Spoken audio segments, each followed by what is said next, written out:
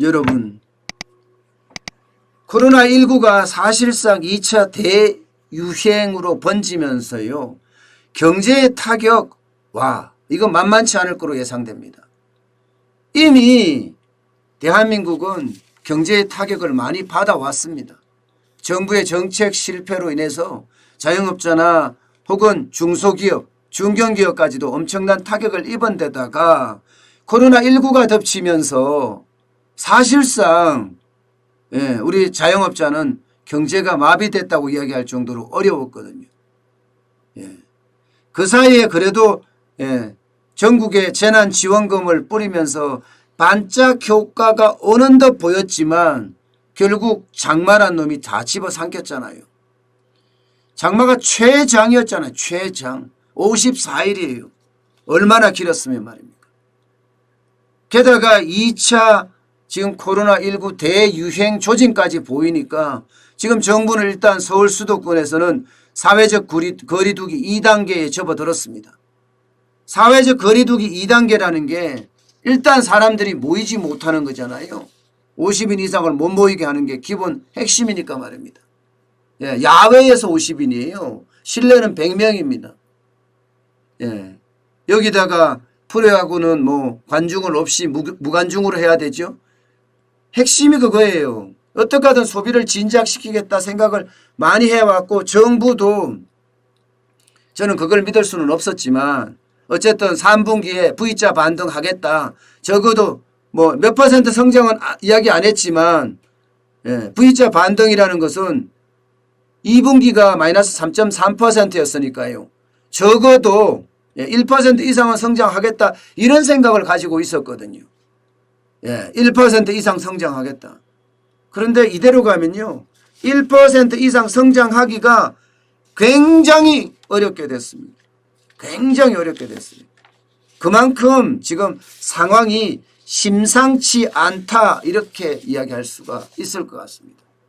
결국 L자형 경기 침체 결국은 전반에 덮치는 것 아니냐. 이게 L자형도요. 내려가는 L자형이 되어버리면 그야말로 우리 경제에 파국으로 치달을 가능성도 있거든요. 저는 늘 지금 L자형 경기 침체가 올 거다 그렇게 예상을 했었고요. 왜냐하면 그도 그럴 것이 이 감염병의 속성 때문이에요.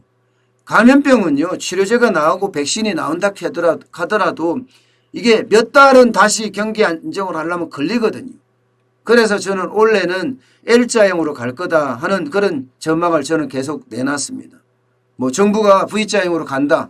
V자형 급반등. 경기가 급반등하는 거로 간다고 이야기하더라도 저는 그렇지 않다는 이야기를 계속 이야기를 했었습니다. 그런데 이게 점점 현실화되어 가는 것 같아서 참 안타깝네요. 일단 L자형 경기 침체로 간다는 조건 세 가지가 지금 거의 충족이 돼 가고 있어요. 자, 코로나19가 사실상 2차 대유행으로 지금 가고 있습니다. 이렇게 가게 되면요. 정부가 사회적 거리두기 2단계에서 자칫 잘못하면 오늘 내일 뭐 봐야지 알지만 오늘 내일 신규 확진자가 많이 늘어나게 되면 3단계까지 갑니다. 3단계까지. 3단계까지 가면요. 10명 이상 집합 금지예요. 쉽게 말하면요. 그렇게 되면 뭐 경제는 말할 것도 없습니다. 말할 것. 뭐 PC방이고 이런 데는 아예 못 간다고 생각을 하시면 돼요. 그만큼 내수가 많이 꼬꾸라질 수밖에 없거든요. 정부는 내수를 어떻게 하든 살리기 위해서 지금 굉장한 다양한 뭐 심지어 할인 이벤트까지 하면서 내수를 진작시키겠다 생각을 했지만 이거 쉽지 않습니다. 사회적 거리두기 2단계만 하더라도요. 이거는요. 내수 침체를 불러올 가능성이 굉장히 큽니다. 여기에다가 이전에 있었던 거 있잖아요. 이전에 있었던 거. 코로나19의 어떤 연장선상이잖아요. 지금. 연장선상에서 이야기가 되기 때문에 더 어려워지는 그런 상황이 맞아질 수도 있다는 그런 이야기. 두 번째는요. 역대 가장 긴 장마 54일이라는 장마하고요. 홍수 피해가 장난이 아닙니다. 그야말로 내수가 직격탄을 지금 맞고 있습니다. 이렇게 되면요. 이조차도 지금 경기 회복에는 굉장히 걸림돌이 될 수밖에 없어요. 경기 남부라든가 충청 북부라든가 그 다음에 호남 섬진강 유역 구례라든가 하회마을이라든가 이쪽이요. 낙동강 하구라든가 거의 전국이 홍수 피해를 다 봤다고 해도 과언이 아니고요. 심지어 54일 동안 장마가 계속 와 있으니까요. 사람들이 밖에 나가서 외식을 덜 했다니까요.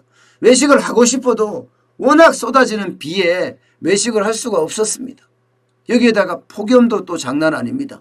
지금 지방 쪽으로는 폭염이 엄청납니다. 오늘부터는 서울에도 폭염이 온다고 하니까 이 폭염도 또 하나의 변수 아닐까 저는 그런 생각까지 들 정도예요. 아직까지 뭐 폭염이 경제에 영향을 미치지는 않았지만 장마와 홍수가 굉장히 지금 영향을 미쳤다. 저는 그렇게 보는 거거든요. 세 번째는 오늘이 임시공휴일이 됐습니다. 그래서 결국은 8월 달에 조업일수가 단축이 됐다는 이야기예요. 조업일수가 단축됐다는 것은요.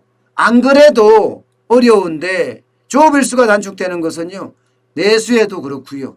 수출에도 그렇고 영향을 많이 미칠 수밖에 없습니다. 하루 수출이 지금은 줄어들어서 말입니다. 줄어들어서 하루 15억 5천만 불 정도 수출합니다. 8월에도 15억 5천만 불 정도밖에 못했어요. 이것도 많이 줄어든 수출이에요. 그렇다고 하더라도 15억 5천만 불 정도가 수출이 안 된다고 하면요. 이거는 내수뿐만 아니라 수출 회복에도 걸림돌이 저는 될 수 있다고 봅니다. 안 그래도 수출이 회복되는 어떤 모양새를 보였습니다. 6월에 보면 표시는 안 돼 있지만 10.9%입니다. 마이너스 10.9%. 7월이 마이너스 7%예요. 뭔가 회복되는 듯 보이잖아요. 코로나19가 심각할 때 4월에는 마이너스 25.1%였고요. 5월에는 마이너스 23.7%였습니다. 그런데 8월에서 1월에서 10일까지가 마이너스 23.6%였거든요. 이때도 조업일수가 하루 적었어요. 작년 같은 달보다. 그런데 오늘 8월 17일이 또 하루가 줄어들어요. 그럼 자칫 잘못하면 조업일수가 줄어들어서 우리 수출의 회복이 쉽지 않다. 이렇게 나올 가능성도 굉장히 크다는 거예요. 저는 충분히 가능한 이야기라고 생각을 합니다. 이게 내수를 진작시키고자 오늘 임시공휴일을 만들었던 건데 사실 오늘 사람들 나다니면 안 되거든요. 오히려 코로나19가 더 확산될 가능성이 클 정도로 임시공휴일이라고 정했지만 오히려 경제에 타격만 주고 말한 꼴이 됐어요. 경제에 타격만 주고.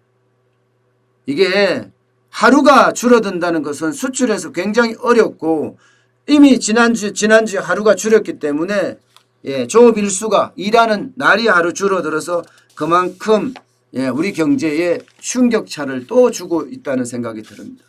이렇게 되면 여러분 지금 내수도 심상치 않죠. 그죠? 홍수라든가 혹은 뭐 코로나19의 사실상 2차 대유행 여기에다가 우리가 핵심이라고 보는 수출도 조업일수 때문에 줄어든다고 하면요. 8월이 심상치 않다는 거예요. 8월이요. 7월은 이미 안 좋았거든요. 마이너스 7%고 7월이 아무리 좋았다고 하더라도 이게 전달보다는 좋았을지언정 작년보다 좋은 건 아무것도 없거든요. 코로나19 이전보다 좋은 건 없다는 이야기예요. 그러면 8월까지도 지금 망가진다.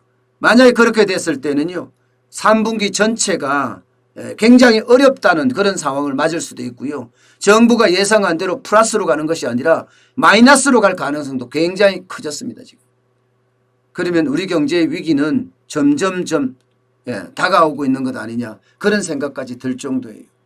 여러분들 생각했던 것보다가 저는 더 심각하게 지금 보고 있거든요. 이게요 지금 벌써 사실상 코로나19의 2차 대유행이라고 한다면요. 가을에 추워지면 어떻게 해요? 더 심각하게 될 가능성도 커진다. 이렇게 볼 수 있거든요. 어쨌든 상황인 만큼요. 이 코로나19에 대한 감염도 예방을 해야 되지만 경제가 계속 좋아지지 않는 이 상황에서 독자 생존을 어떻게 할 것인가 그 방안도 하나씩 생각하면서 가야 되는 그런 날이라고 다시 한번 생각해 봅니다.